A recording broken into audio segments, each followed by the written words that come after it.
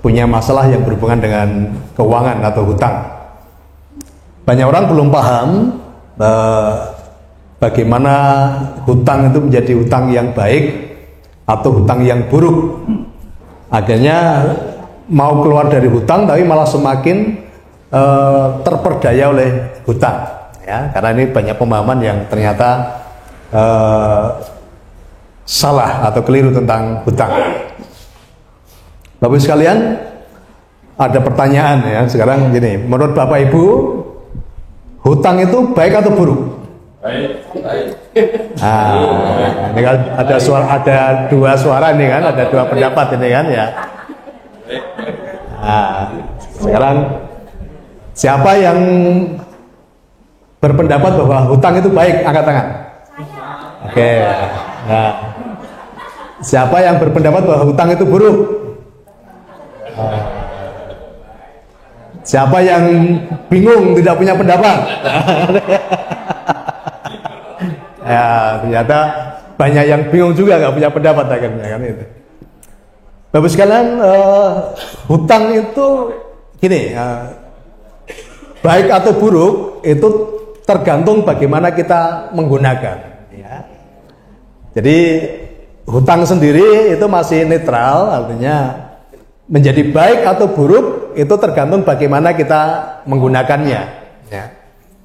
Akan menjadi hutang buruk ketika hutang itu tidak dijadikan menjadi hutang yang produktif, tetapi hutang yang konsumtif. Nah, ini menjadi hutang yang buruk. Ya. Kemudian hutang itu disebut hutang baik ketika hutang tapi untuk sesuatu yang produktif. Jadi kalau hutang buruk itu hutang kita bayar dengan jerih lelah kita, itu namanya hutang buruk. Ya, karena tidak produktif. Tetapi hutang baik itu hutang yang dibayarkan oleh orang lain karena uang tadi menjadi uang yang produktif. Ya, jadi hutang buruk itu hutang yang kita bayar dengan jerih payah lelah kita. Nah, itu bakar ramu-ramu ini. Ya. Tetapi hutang yang baik, hutang yang dibayarkan oleh orang lain karena uang tadi produktif. Nah, jadi ada hutang baik, ada hutang buruk. Nah, selama kita cek dulu. Selama kita berhutang ini ternyata hutang baik atau hutang buruk. Lah, kebanyakan orang ya itu hutang tetapi tidak dipakai untuk yang produktif, tetapi untuk yang konsumtif. Contoh ya, contoh. Banyak orang berhutang untuk rumah. Rumah itu ketika ditempati, rumahnya produktif enggak? Tidak. Rumahnya tidak produktif.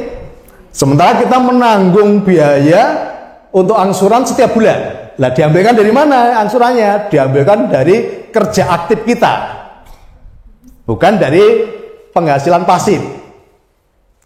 Nah, sebenarnya kerja aktif tadi dapatnya uang ketika kita bekerja. Jadi penghasilan aktif itu dapatnya uang ketika kita aktif bekerja. Tetapi kalau kita nggak bekerja, nggak ada penghasilan. Sementara sudah menanggung hutang. Yes, paham ya? Nah, banyak orang itu tadi hutang dipakai untuk sesuatu yang tidak produktif, kemudian ngangsurnya dari pekerjaan aktif kita. Nah, ini berisiko besar. Karena pekerjaan aktif itu ini masih banyak kendala, masih banyak resiko yang terjadi. Maka di masa pandemi yang jadi karyawan udah terlanjur punya hutang, sementara perusahaannya tutup, akhirnya dia keluar dari perusahaan, PHK, nggak punya penghasilan. Sementara hutangnya masih banyak. Lah, banyak orang mengandalkan pekerjaan aktifnya tadi untuk sesuatu yang belum pasti. Ya, jadi beli barang dengan cara kredit itu apa? Membelanjakan uang yang belum pasti. Karena mengandalkan dari penghasilan aktifnya. Contoh lagi ya. Kemarin saya punya saudara datang.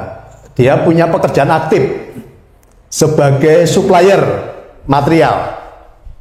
Ya, dia dapatnya uang ketika dia aktif sebagai supplier. Nah, ternyata dari beban bulanan yang ditanggung sama penghasilan aktif tadi tidak imbang.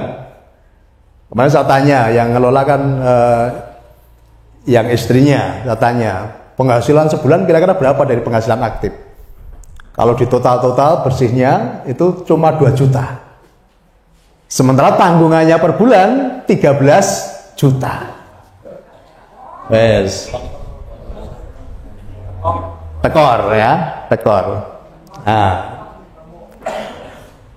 jadi banyak orang tadi ya hutang tapi untuk sesuatu yang konsumtif. Makanya di sini saya ajarkan ya, tunda dulu kenyamanan sesaat untuk nyaman selamanya. Jadi berhutanglah tapi untuk sesuatu yang produktif sih. Kalau udah produktif ya, dari hasilnya tadi baru kita pakai untuk apapun yang kita inginkan. Oke, saya melakukan ini, saya mengajar, saya melakukan. Saya dulu sebelum punya penghasilan pasif, saya belum berani ganti mobil, bos sekalian. Ya, saya belum berani ganti mobil. Bahkan kalau waktu itu saya ganti mobil tuh karena Rendra aja sebetulnya. Ya, bukan karena saya tadi saya selalu pengen yang produktif dulu, uang itu produktif dulu. Tapi kalau Rendra, Pak Bos, Pajero itu enak loh kan itu ya. Ya, karena dia yang nyopir ya. Jadi nah, saya aku yang berikan turu, jadi mobil enak orang rata rasanya kan itu. Ya, tapi saya ngukur dulu dari penghasilan pasif saya. Nah, saya pernah cerita ya, tahun 2018 itu saya udah punya Pajero waktu itu, dipakai kecelakaan ya sama salah satu pengurus saya. Waktu itu saya sudah dapat ganti dari asuransi, baru sekalian ya. Jadi dapat ganti dari asuransi. Ini kan uang bebas ini. Ya, kalau saya mau beli Pajero lagi bisa waktu itu. Pajero kecelakaan 75% hancur, dapat ganti asuransi. Saya mau langsung beli Pajero sangat bisa. Tetapi saya punya prinsip, uang harus produktif dulu. Ya, yang saya ajarkan apa? Ketika kita terima uang, anggaplah uang itu seperti angsa. Jangan langsung disembelih. Angsa itu harus diternakkan dulu. Nanti telurnya baru yang kita pakai untuk beli macam-macam tadi. Nah, saya punya prinsip tadi, tunda dulu kenyamanan sesaat untuk nyaman selamanya. Nah, dari uang ganti asuransi tadi ya, jadikan produktif dulu. Ya, saya jadikan produktif dulu. Saya menahan diri tidak naik Pajero selama kurang lebih 1,5 tahun. Nah, baru setelah telurnya tadi bisa saya pakai untuk beli Pajero, baru saya beli Pajero yang warna putih yang sekarang dipakai oleh embun pagi. Ya, itu telurnya itu. Angsanya masih. Ya, angsanya sekarang udah jadi apa? Jadi yang hitam itu. Ada yang jadi tanah telurnya kan itu. Angsanya masih sampai sekarang. Angsanya masih. Nah, nanti bisa bertelur macam-macam nanti ya. Mungkin tanah lagi atau apa kan itu. Nah, jadi banyak orang tidak tahan tadi ya, tunda dulu kenyamanan sesaat untuk nyaman selamanya. Nah, waktu itu ketika saya dari Pajero, kemudian saya naik mobil kecil, banyak orang komen waktu itu, bos, ora pantes lho bos, baru naik mobil gede ke mobil cilik kan itu. Saya ngomong ora pantes kan lambemu aku. Aku sing numpake nyaman gak aku kan itu kan. Nah, seringkali ini kita terpancing dengan apa kata orang kan itu. Ya, waktu banyak yang komen ketika saya naik mobil kecil. Ya, bahkan waktu saya Pak Marwa tahu ya, kamu punya mobil kecil yang sport itu, yang potongannya sport itu ya, yang tak kasihkan Pak Suroso waktu itu. Ketika dinaiki Pak Suroso, kan mobilnya tuh, baru sekalian ya, mobilnya tuh mobilnya anak muda. Nah, di baik Pak Suroso Wonogiri waktu belum punya mobil. Ketika Pak Suroso turun, ada yang ngomong gini, "Oh, mobilnya muda, yang naik tua," gitu. Karena mobil anak muda memang gitu. Nah, kita yang turun tua, banyak yang ngomong, "Oh, mobilnya muda tapi yang naik tua," katanya gitu. Nah, jadi prinsip-prinsip tadi nanti penting ya. Jadi kenali dulu hutang kita ini hutang produktif atau hutang konsumtif, hutang baik atau hutang buruk. Oke, yang pertama tadi ya. Kemudian yang kedua, ya banyak orang selalu mengatakan begini, tidak berani hutang atau takut hutang. Ya banyak ya. Siapa yang takut hutang? Angkat tangan. Takut hutang ya dulu.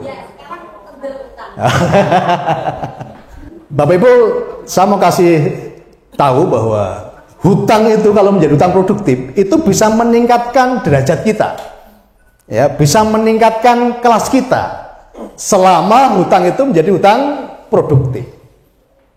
Dan banyak pengusaha-pengusaha besar itu justru hutangnya juga besar, tapi hutang yang membawa kehidupan menjadi lebih baik.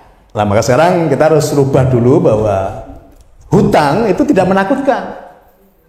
Kalau kita takut hutang berarti takut mengalami lompatan dalam kehidupan.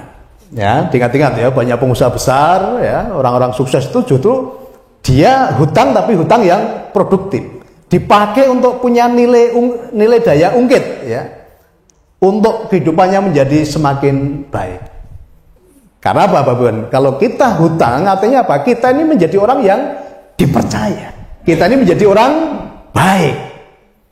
Yang dikasih hutang itu orang baik atau orang enggak? Orang baik kan? Dipercaya enggak? Dipercaya. Jadi sekarang mulai damai dulu dengan hutang. Oh, aku dipercaya ternyata.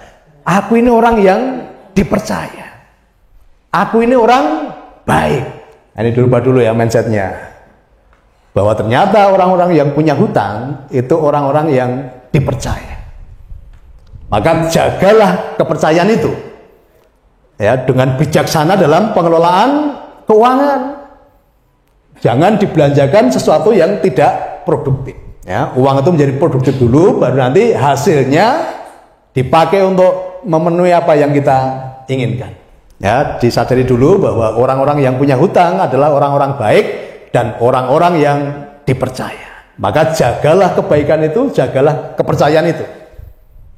Tetapi kalau kita takut untuk berhutang tadi, berarti kita takut untuk mengalami lompatan-lompatan dalam kehidupan kita. Kita takut untuk mendapat kepercayaan dari orang lain. Kalau saya sering guyon dulu kan banyak orang datang, Pak, saya itu takut hutang, Pak, gitu kan. Nah, saya ngomong, takut hutang apa takut bayar? Nah, ini Pak, takut bayar ya Pak, gitu kan. Nah, ternyata orang mau dihutang ya mau dibayar ya kan itu. Nah, selama kita bisa mengelola uang dengan baik, ya, menjadi hutang yang produktif, punya daya ungkit untuk kita menjadi punya level yang lebih tinggi. Walaupun lebih bagus kalau tidak punya hutang tapi kehidupannya menjadi naik kan itu. Tapi hutang boleh selama itu menjadi daya ungkit untuk kita menjadi lebih dahsyat kan gitu. Bagi Bapak Ibu yang sekarang ini sudah punya hutang dan ternyata belum bisa selesai, ya dirubah dulu pemahamannya. Tadi Bapak Ibu kan menjadi orang baik tadi, dipercaya bank ngasih uang ke mempercayai Ibu, bank orang baik atau enggak? Orang baik. Nah, maka sekarang dirubah bahwa hutang itu adalah sebuah kebaikan. Ya, hutang adalah sebuah kebaikan. Karena orang yang mempercayakan uangnya kepada Bapak Ibu itu adalah orang baik. Maka sekarang berdamai dulu dengan hutang, ya. Oh, aku menerima banyak kebaikan. Aku ya jadi hutang diganti dengan kebaikan. Karena waktu itu bank memandang kita orang baik. Dan ketika bank memberi uang kita, berarti bank pun menjadi bank adalah orang baik yang memberi uang ke kita. Maka sekarang kita berdamai dengan hutang tadi, ya, bahwa hutang itu adalah kebaikan. Kita ganti kata hutang menjadi kata kebaikan. Maka jangan ngomong, waduh Pak, hutangku abot Pak, orang rampung-rampung, jangan gitu ya. Nanti gak rampung-rampung tenan nanti. Tadi saya mulai katakan, Pak, kebaikan-kebaikan saya masih banyak Pak.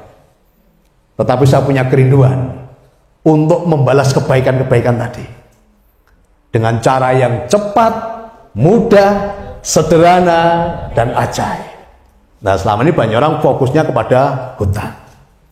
Ada satu hukum Bapak sekalian, ya, apapun yang kita fokuskan itu akan membesar. Ya, apapun yang kita fokuskan itu energinya akan membesar. Nah, selama ini banyak orang ketika terjebak dalam hutang, dia fokusnya ini berpikir tentang hutang yang banyak. Makanya hutangnya malah semakin tambah banyak.